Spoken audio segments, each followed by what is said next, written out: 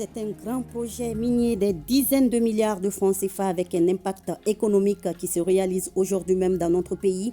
L'inauguration de la mine de lithium à Bourouni par le président de la transition se déroule présentement à Nganana. À son arrivée, vous allez le voir, le général d'armée Assimi Goïta a été accueilli en grande pompe par des personnalités et une population en liesse.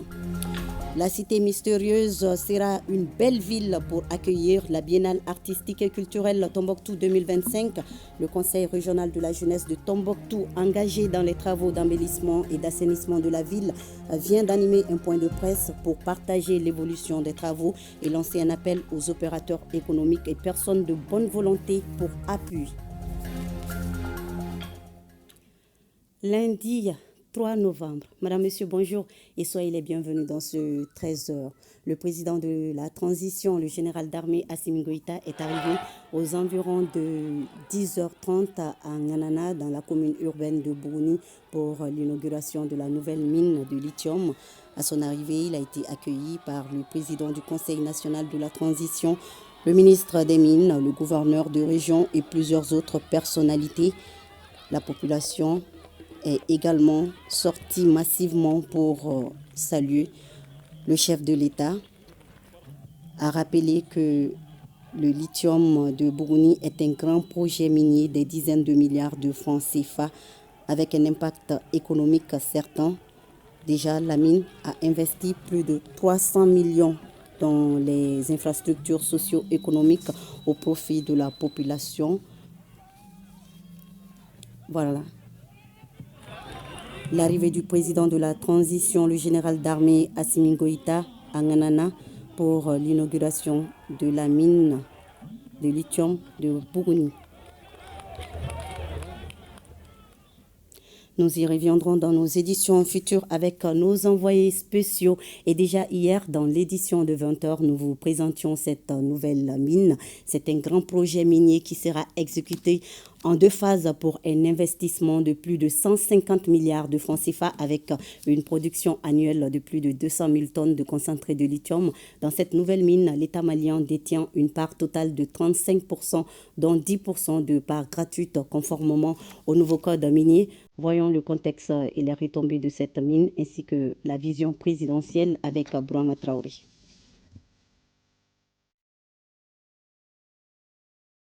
Et de deux pour le Mali. Moins d'un an après l'inauguration de la mine de lithium de N'Gualamina, celle de Bougouni ouvre ses portes ce 3 novembre 2025, plaçant désormais le Mali dans le cercle restreint des pays au cœur de la transition énergétique mondiale, de quoi consolider également sa marche vers une souveraineté économique affirmée et assumée.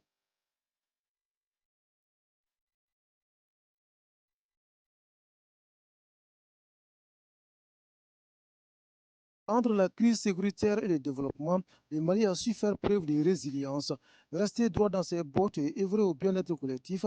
Le chemin est tout tracé non pas sans embûches, mais franchi grâce à une conviction. L'indépendance économique ne se décrète pas, elle s'arrache parfois au prix d'or. La nouvelle mine de lithium de Bougouni s'inscrit dans cette quête.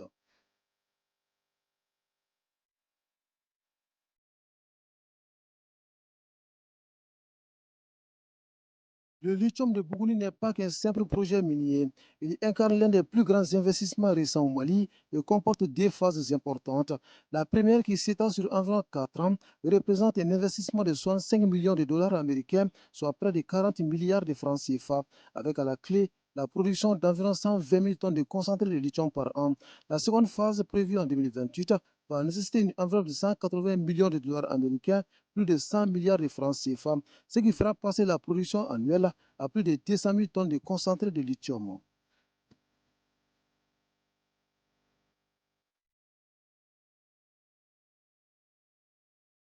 D'abord, l'État malien détient une participation totale de 35%, dont 10% de parts gratuites. Cela conformément au nouveau code minier. Cette participation de l'État permet surtout la redistribution équitable des richesses et des bénéfices à long terme. Ensuite, sur la durée de vie de la mine, la part du Mali pourrait atteindre près de 230 milliards de francs CFA, sans compter les emplois directs et indirects, ainsi que la réalisation d'infrastructures socio-économiques.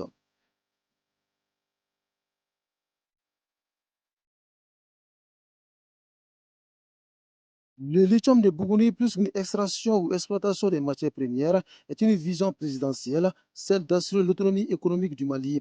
En d'autres termes, faire du secteur minier un moteur de la transformation nationale. C'est pourquoi, au-delà des chiffres, la nouvelle mine doit créer de la valeur ajoutée sur place et former des compétences locales. C'est dire qu'une nouvelle page de la marche du Mali vers une indépendance économique doit s'écrire ce 3 novembre 2025 dans un contexte sécuritaire et géopolitique comme il est difficile.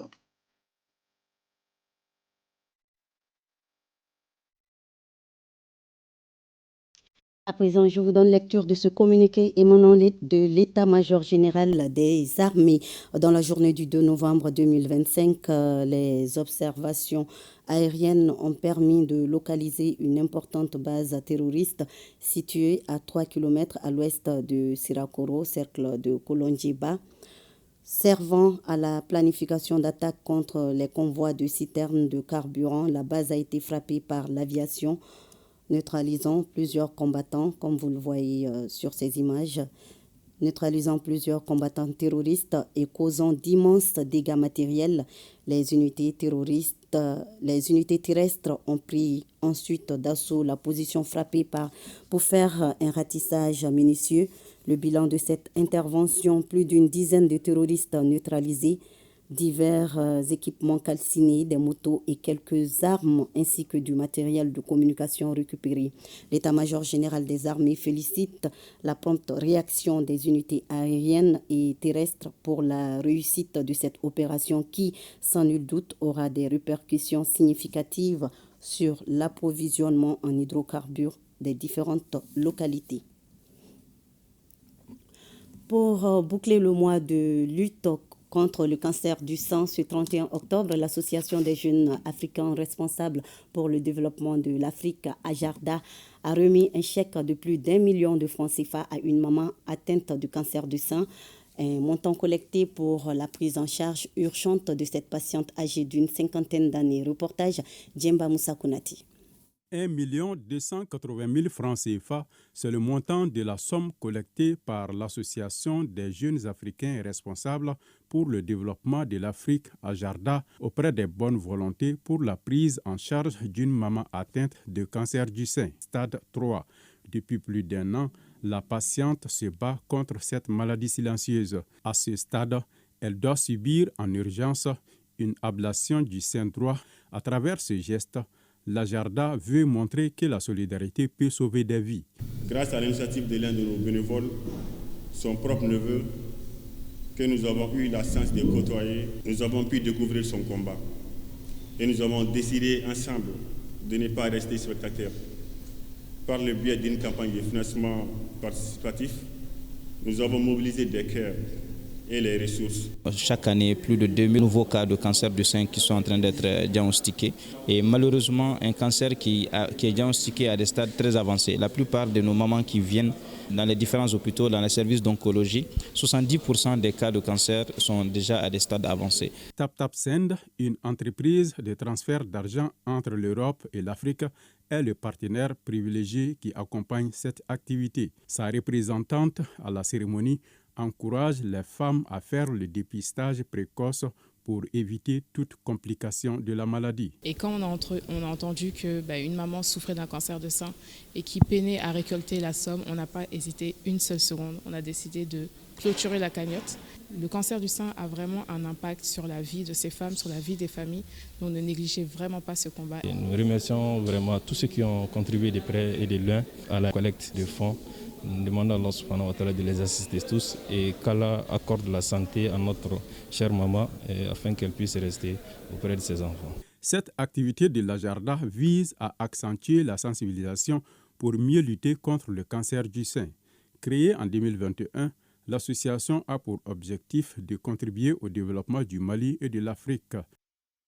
Et après Octobre Rose, dédié à la sensibilisation sur le cancer du sang, nous sommes en novembre bleu, qui est un mois dédié à la campagne de sensibilisation annuelle contre sur les cancers masculins, principalement le cancer de la prostate. Les hommes sont donc appelés à se faire dépister. Aussi, on vient d'entendre dans le reportage précédent que la solidarité peut sauver des vies. La solidarité, une valeur que la Caisse malienne de sécurité sociale fait vivre au quotidien.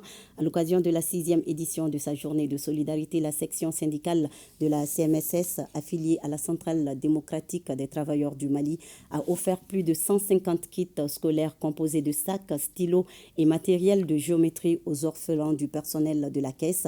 Une cérémonie pleine d'émotions marquée également par la remise d'attestations de reconnaissance à 8 agents admis à faire valoir leur droit à la retraite dès janvier 2026. Une belle initiative d'esprit de partage, d'unité et de responsabilité sociale dans le cadre de la 30e édition du mois de la solidarité et de lutte contre l'exclusion. Les détails avec Bokari Koulibaly et Aruna Diara.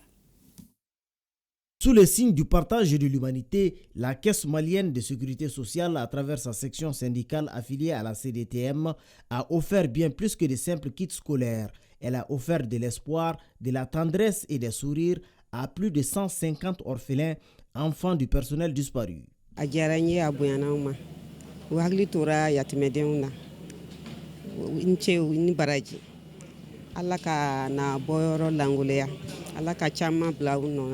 La cérémonie a également été marquée par un moment fort, la reconnaissance du service rendu à 8 agents admis à faire valoir leurs droits à la retraite. Un vibrant hommage à des années de loyauté, de dévouement et de services publics exemplaires. Je suis très contente. Et je souhaite la même chose pour les autres collègues qui sont restés, qui n'ont pas allé à la retraite. Je souhaite bonne chance à tous les travailleurs de la CMSS. Le conseil que j'ai dit, c'est pour l'éducation, c'est l'entente. Il faut que les gens s'entendent, qu'ils soient ensemble tous les jours. La journée de solidarité n'est pas seulement une activité annuelle. Elle est l'expression de nos valeurs, la cohésion, les partages et le soutien aux vulnérables.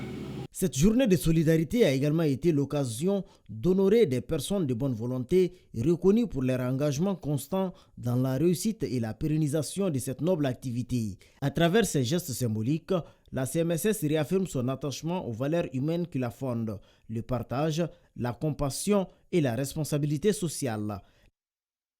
Le partage et le soutien aux vulnérables dans le cercle de Taoudéni, les acteurs de l'entraide se sont manifestés en faveur des personnes nécessiteuses courant le mois d'octobre, des remises de vivres et de non-vivres, des visites aux personnes âgées et des consultations médicales gratuites ont marqué ce mois de la solidarité et de lutte contre l'exclusion là-bas. Également, des vivres et des non-vivres ont été remis aux orphelins du Capema à Sikasso. Et puisque la dernière semaine de ce mois est dédiée à la jeunesse, à l'entrepreneuriat et à l'emploi, une semaine parrainée par l'INPS en 3e région. On note parmi les activités la tenue d'une conférence sur l'entrepreneuriat et l'animation d'une causerie avec les anciens travailleurs de l'INPS. Reportage Taoudéni Fousseini Samake Yakuba Koni et Yorubala Diabati Taïrou Konati Sarandambili pour ORTM Sikasso. Comme chaque année, la 4e semaine du mois de la solidarité et de la lutte contre l'exclusion s'ouvre sous le signe de l'emploi, de la jeunesse et de l'entrepreneuriat. Placée sous le parrainage de l'Institut national de prévoyance sociale INPS, elle marque l'aboutissement d'un mois riche en initiatives contre l'exclusion. Qui parle de la sécurité sociale parle fondamentalement de solidarité, parce que c'est la mutualisation d'un groupe d'assurés pour faire face à des risques sociaux. Donc c'est vraiment cet état d'esprit qui nous a poussé à parrainer cette 4e semaine au niveau de la région de Sikasso. Placée sous le thème « La solidarité dans la diversité culturelle, base d'une société inclusive », la 4e semaine a été marquée par une série d'activités, parmi lesquelles la remise de vivres et de non-vivres aux orphelins du centre Djiguignuma Kapema, l'organisation d'une conférence sur l'emploi, la jeunesse et l'entrepreneuriat à l'intention des étudiants finalistes de l'université de Sikasso, l'animation d'une causerie avec les anciens travailleurs de l'INPS et la remise de matériel d'assainissement à la brigade citoyenne. La solidarité est un facteur de développement, un facteur de cohésion et un facteur de progrès. Et toute personne qui accepte de parrainer est à remercier. Et je suis avec les 5 parrains depuis ce matin pour magnifier ce mois. Pour maintenir la dynamique de la solidarité, les anciens travailleurs de l'INPS sont tous répartis avec des présents. Ce mois de la solidarité et de la lutte contre l'exclusion dans le cercle de Taoudéni a été une occasion d'inviter les populations à la consolidation des vertus d'entraide dans notre société. Différentes thématiques ont marqué ce mois de solidarité à travers l'assistance aux personnes victimes des catastrophes naturelles et autres vulnérables du cercle de Taoudéni. Ce mois de solidarité est un mois auquel j'accorde beaucoup de l'importance au sein du cercle et je pense que le message est lancé parce qu'on a lancé également à l'endroit de toute la communauté que c'est un mois auquel nous devrons tous répondre présents. Les activités du mois ont pris fin par la remise de vivres et de non-vivres aux personnes vulnérables du cercle. Le thème de cette année est solidarité dans la diversité culturelle, base d'une société inclusive. Cette thématique invite à la compassion et à la solidarité à l'endroit des personnes vulnérables. La remise de ces dons est le témoignage de la solidarité agissante des autorités et de toutes les communautés du cercle de Taoudéni. Les acteurs de la solidarité du cercle de Taoudéni ont invité chaque citoyen à apporter, si peu soit-il, un soutien moral ou matériel à celui qui en a le plus besoin. Je vous l'annonçais également en titre, le Conseil régional de la jeunesse de Tombouctou, engagé dans les travaux d'embellissement et d'assainissement de la ville de Tombouctou, vient d'animer un point de presse. Cette activité avait un double objectif. D'abord, expliquer aux hommes de presse ce projet mis en œuvre par le ministère de la Jeunesse et des Sports, partager son évolution et lancer un appel aux opérateurs économiques et personnes de bonne volonté pour appui. Ces travaux d'embellissement de la ville se tiennent bien sûr dans le cadre de la Biennale artistique et culturelle Tombouctou 2025. Reportage Najim Babassi Maouloud Tandina. Quelques semaines après le lancement du projet d'embellissement et d'assainissement de la ville de Tombouctou par le ministre de la Réconciliation, de la Paix et de la Cohésion nationale, le Conseil régional de la jeunesse chargé de l'exécution de ce projet anime un point de presse pour faire le point de son évolution et lancer un appel aux opérateurs économiques ainsi qu'aux personnes de bonne volonté pour appui. C'est pour donner d'abord l'information à l'ensemble de la population et à l'ensemble du peuple malien pour qu'ils puissent comprendre les projets que le Conseil régional est en train d'exécuter dans la ville de Tombouctou. Et ces projets qui visent à assainir, ces projets qui visent à préparer, à accueillir la Biennale 2025 qui sera organisée à Tombouctou. Ce projet, faut-il le rappeler, consiste à faire le pavage du tronçon quittant le carrefour Foire-Yobou au rond-point Bahadou, où sera installée la mascotte de la Biennale. De ce rond-point au CCRF de Tombouctou, soit 400 mètres linéaires, la confection des pavés est confiée à l'entreprise Mariam Brick qui a réalisé déjà plus de 500 mètres carrés de pavés pour un besoin d'environ 5200 mètres carrés. Aujourd'hui, nous déjà confectionnons 593 mètres carrés qui est déjà disponible. Il nous faut un montant de 37 200 900 francs CFA.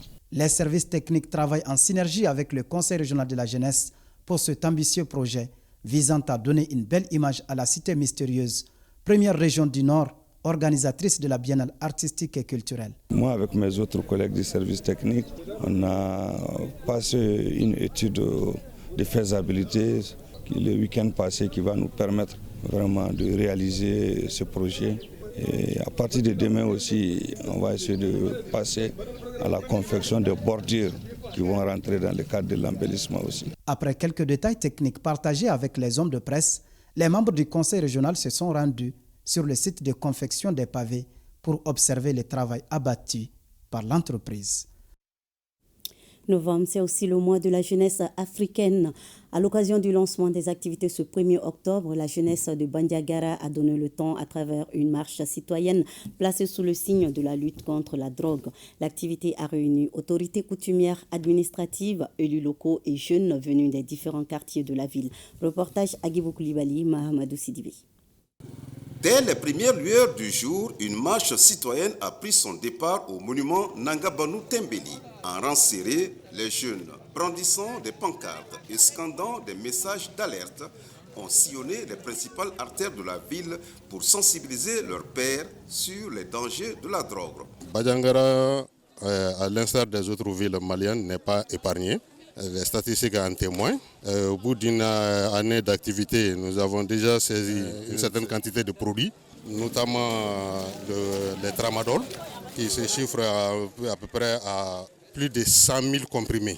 S'agissant des produits pharmaceutiques prohibés, la quantité saisie varie entre 6 à 7 tonnes, rien que dans la ville de Badiangara. S'agissant des personnes interpellées, nous avons une dizaine. Ce cortège symbolique s'est achevé dans la salle du gouvernorat, cadre du lancement officiel des activités par le gouverneur. Au risque de voir cette jeunesse sombrer et de devenir un déchet social, les plus hautes autorités ont mûri de prendre à bras le corps ce jour 1er novembre qui sera institué dans les annales de la République du Mali, tendant à faire des activités juvéniles pour pouvoir orienter cette jeunesse et avoir une bonne base. Chaque jeune doit comprendre qu'il est le responsable de sa réussite.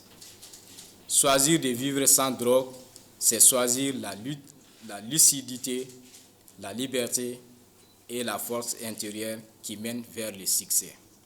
Présidant la journée, le chef de l'exécutif régional a salué cette initiative du ministère en charge de la jeunesse, tout en exhortant les jeunes de Badiangara à faire de la discipline, de la vigilance et du civisme leurs armes les plus puissantes. Chers jeunes, vous êtes l'avenir de la région et les piliers du développement de notre pays.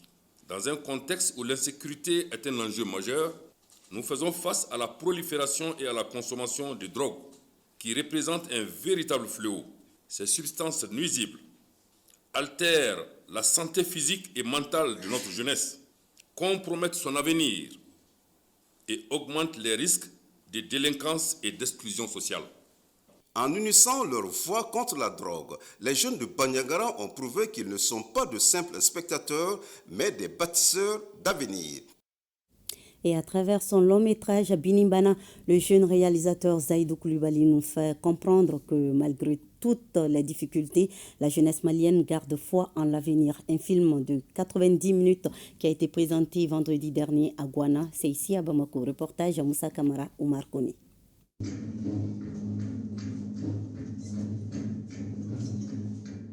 Projecteur allumé, silence dans la salle, puis les premières images de Binimbana captent le public. Pendant 1h30, Zaïdou Koulibaly entraîne les spectateurs dans une fresque à la fois intime et sociale, où s'entremêlent rêve, amour et lutte pour la dignité. Le film aborde avec finesse les contradictions d'une jeunesse malienne partagée entre ses traditions et la modernité.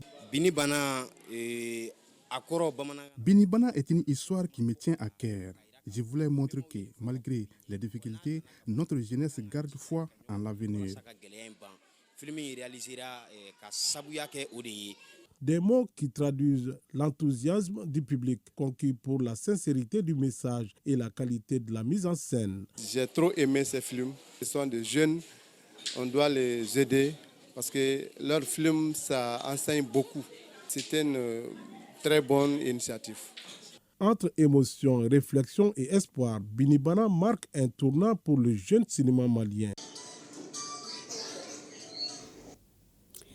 L'agence de voyage Calice, accompagnée par plusieurs agences de voyage, a organisé une cérémonie de reconnaissance et d'hommage à l'endroit du directeur général de la maison du Hadj, Dr Abdul Fattah Sissi. Il s'agissait de témoigner leur satisfaction dans le cadre de leur collaboration avec la maison du Hadj, une occasion de rappeler les innovations et les efforts consentis par la maison du Hadj, notamment la création d'une plateforme digitale qui facilite les démarches pour les agences de voyage. Reportage Kassim Diallo et Oumar Traoré. La maison des Hadj qui organise les pèlerinages a apporté des améliorations dans l'organisation, ce qui a permis d'assainir les secteurs avec des innovations qui ont permis des résultats probants. Cette performance a renforcé la confiance entre la maison des Hadj et les agences de voyage du Mali. Ainsi, l'agence de voyage Calice Service a initié cette cérémonie d'encouragement et de reconnaissance en faveur du directeur de la maison du Hadj. On a un monsieur qui a été nommé en 2019, pleine période Covid, mais pourtant il a su gérer 4 campagnes de pèlerinage avec succès. Ce monsieur, il a travaillé. On doit vraiment le féliciter. Il a fait beaucoup de choses, rassembler les agents de voyage, unifier certaines actions. Cette remise de distinction témoigne l'engagement des autorités et la maison de Hadj à faciliter les conditions du pèlerinage pour tous les Maliens. C'est avec beaucoup d'humilité et beaucoup de reconnaissance que je reçois aujourd'hui ces attestations de la part de la Commission nationale des agences de voyage envers la maison de Hadj.